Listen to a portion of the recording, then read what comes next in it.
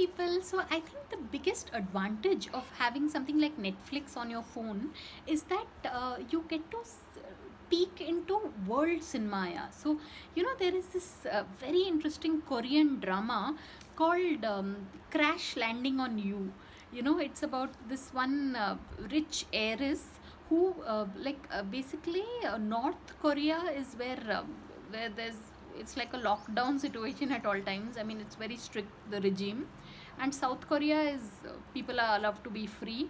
So in a paragliding accident, someone from this lady from South Korea reaches North Korea, and then someone from the army helps her across. So the very premise of this show is rather interesting. So and the title is also so cute. Yeah, in fact, there was this Instagram profile I saw where someone says that they are addicted to uh, Korean dramas, and Korean, the language, when you hear it, it sounds a little like a corrupted form of Hindi.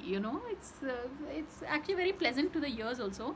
So if you're in a mood to experiment, just take a look at this, at least one episode of Crash Landing on You, which is you can catch it on Netflix, and it's a Korean drama.